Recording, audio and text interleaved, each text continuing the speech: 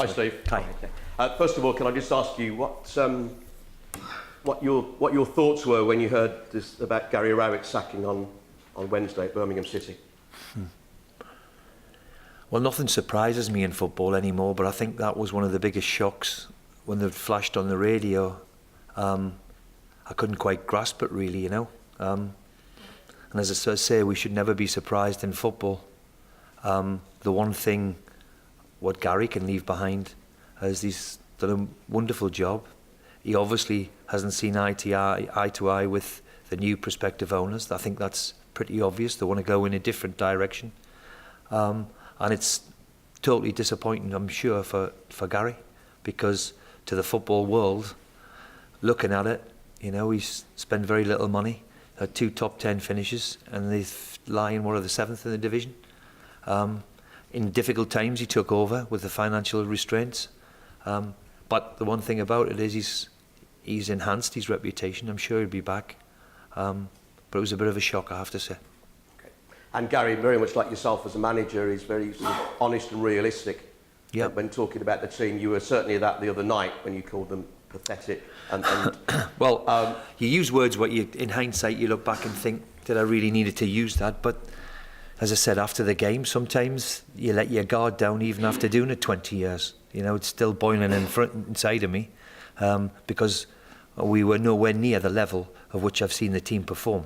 Now, if they can't get to that level, then, of course, then you can't criticise. But I'd seen us produce 2, 3, 4, 5, 6 performances, which has got us wins, got us a result. We were nowhere near that level the other night.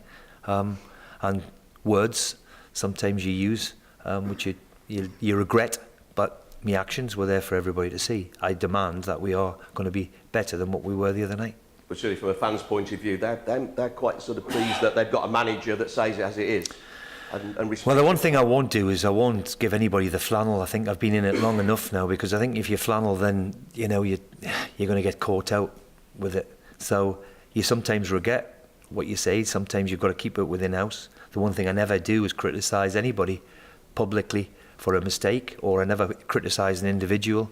I thought the team were nowhere near the level of which I've know they're capable of, and I was pretty straightforward in what I told them too. So I think they'd heard it all before. I mean, you came into the job here at Aston Villa and you wiped the slate clean. You said fresh start. Did you feel that some of the players maybe haven't given you that respect? No. Look, I'm talking about one result. It was before that. Okay, we lost at Leeds. It could have went either way. For 60, 70 minutes against a decent Leeds team at Ellen Road, we give as good as we got. It wasn't great, don't get me wrong. However, we had the big 2 chances in the game which could have won the game. The other night, we didn't have a shot on goal. We didn't produce a cross. We didn't produce enough. So up until the other night, then I'd been very, very pleased with the response from the team, the players, and they've let themselves down the other night. So how do you get out of that? You say, well, okay, the next 10 games are just as important. That takes us to the end of January. Let's see what we can do. And obviously, mentioning January there, the transfer window is only a few weeks away now. Yeah, but sometimes it's sometimes not the answer. You know, the club spent a lot in the summer. They spent a lot in the previous summer. They spent a lot in the January. It ain't just the answer of just, oh, January's here, we'll pile in another 6, 7 players. I won't work like that. I've said to the squad of players that we've got, it's up to them to show me that they can play and take this club forward. If there's 1 or 2 that we can bring in that can improve us, then it's my job to always try and improve us. But I can't see it being a mass influx or a mass exodus either, because January doesn't really work like that. We've got to be patient. Some have only been here. 7 or 8 or 9 of them have only been here 3, 4 months. They need time to adjust. And I think that is the biggest challenge they've got, is adapting to playing for Aston Villa. Because, no disrespect to all the other clubs in the division, apart from maybe in Newcastle, they haven't got the expectation what this club has got, with the history and the tradition it's got, and the surroundings it's got, the support it's got, the stadium we've got. It becomes a huge demand on them, and they've got to get used to playing week in and week out with that demand on them.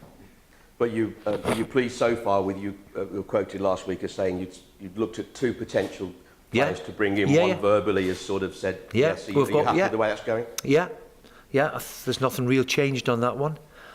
So, you know, there's 1 or 2 which we've got ticking away, and 1 we've verbally agreed on.